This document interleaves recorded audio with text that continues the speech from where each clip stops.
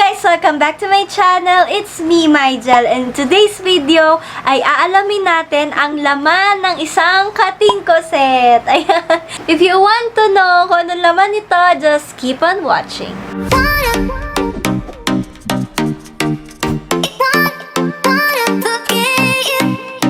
Ang weird ko ba guys kasi sobrang tuwan-tuwa ako nung natanggap ko tong Christmas gift na to. Konting story time lang tayo guys kasi hindi talaga to yung original na gift ni Papa sa akin. Ang nangyari kasi may regalo siya sa akin, yung LED light, yung mga pang TikTok yan, yung gagamitin ko sa mga online Zumba class ko. Kaya lang sira siya. So binalik pa siya. Usually pag nag-gift kami dito, madami, like may gift 1, gift 2, gift 3, ganyan.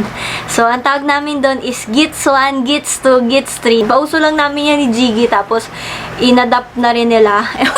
Tapos, nagbabrowse ako ng Instagram. Tapos, nakita ko yung Katinko. Sabi ko, nga pala, gusto ko nga pala nung Katinko.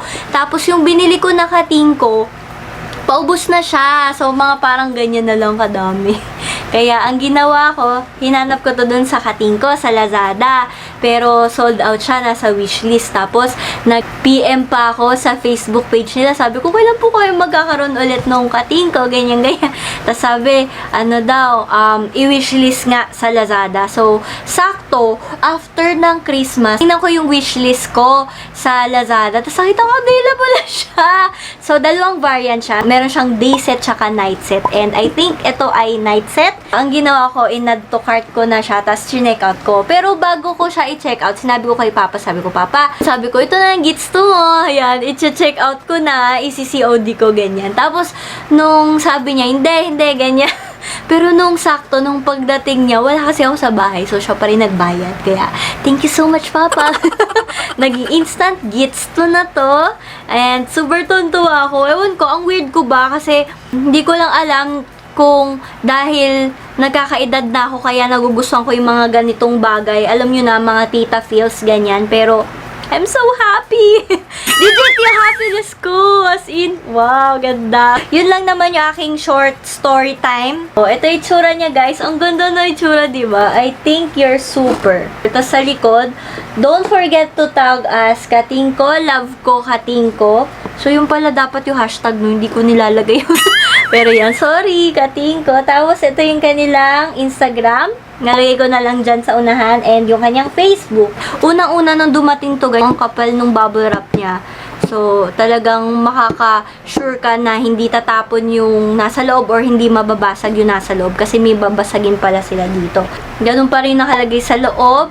Tapos, may bubble wrap pa rin. Siyempre, para hindi maalog-alog yung mga items sa loob. Meron siyang laman na 5 items. Ibang cute. Wait lang. Basag yan. So, may tape siya dito sa likuran para hindi siya ganun-ganun agad malalaglag. So, ang ganda, diba? Tawa ako. Ang ganda kasi. Ang ganda talaga, promise.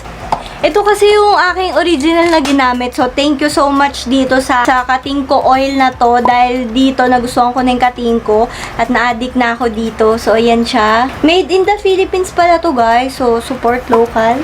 And then, 10 ml siya.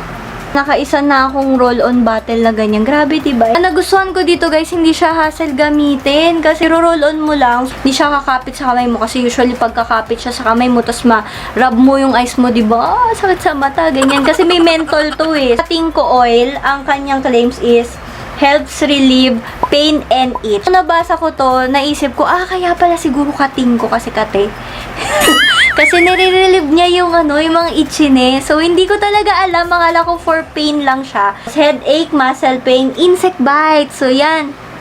Lapitin pa naman ako ng kagat ng lamok. So, pag ganun, ang kati talaga, diba? Tapos, minor aches and pains, dizziness. So, kapag mahilig ka magbiyahe o hiluhin ka, yan, pwede mo siyang gamitin.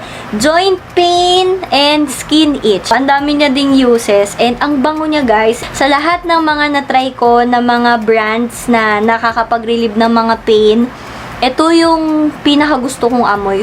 And then, ito namang Katinko Pain Relieving Sports Spray. Hindi naman ako masyadong into sports na like before. Pero, di ba, nagsusumba ako. Pag minsan, after ko magsumba, masakit yung katawan ko. Or kaya pagising ko, di ba, sakit ng katawan ko. So, yan, pwede ko siyang spray sa aking katawan. Sprayer siya. Yung ganyan, no. Parang may air siya sa loob.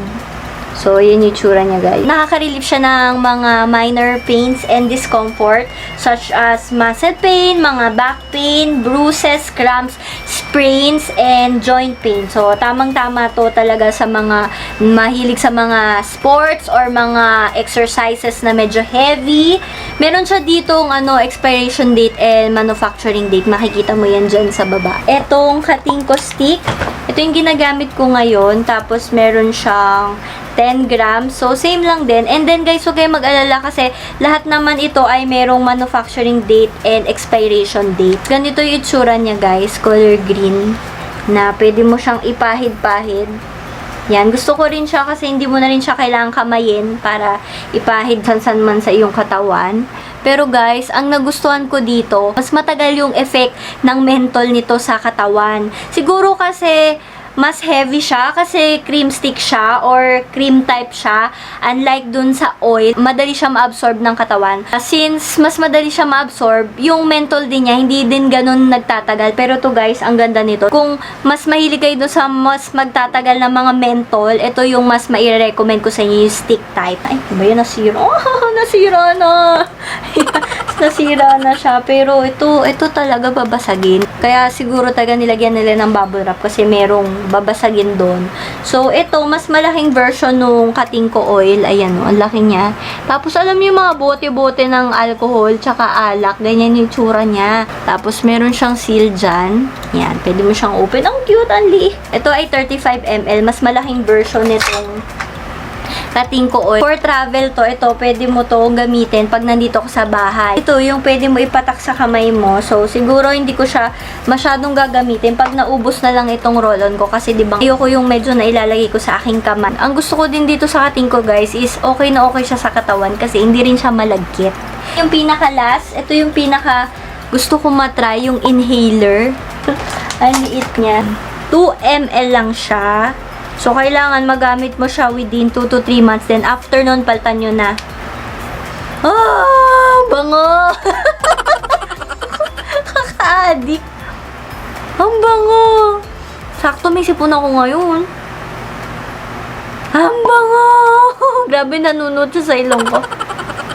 Ang bango niya talaga. Ito talaga yung gusto ko sa Katinko. Ang bango niya, guys. Alam niyo yun? Sakto lang amoy niya. Mas maamoy mo kasi talaga yung pagkaka-mentol niya. Ang bango! Ito yung pwede mo din tong dalhin if ever mahilig ka mag-travel tapos hiluhin ka.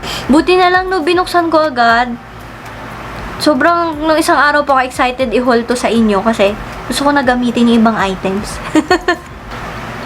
Mas mabango yung inhaler. Siguro dahil ginawa talaga nito pang ilong, pang amoy sa ilong. May naiiwan siyang menthol dito sa ilong. Yan. So, itong aking nostrils, meron siyang menthol ngayon. Sobrang tita feels kasi ngayong taon magti-3 years na ako or magti-30 years old na ako. Pero okay lang yan, di ba? Sobrang saya ko dito sa aking purchase and itag niyo ako or mag-comment kayo sa baba kung mahilig din kayo sa mga ganitong bagay. So, ayun lang guys. Thank you so much for watching. Sana na-enjoy nyo naman tong video na to kahit hindi siya makeup related. Sana mag-subscribe kayo. Please click the notification bell para updated kayo sa mga bago kong videos. Always remember, don't worry, be happy, stay gorgeous, annyeong, peace!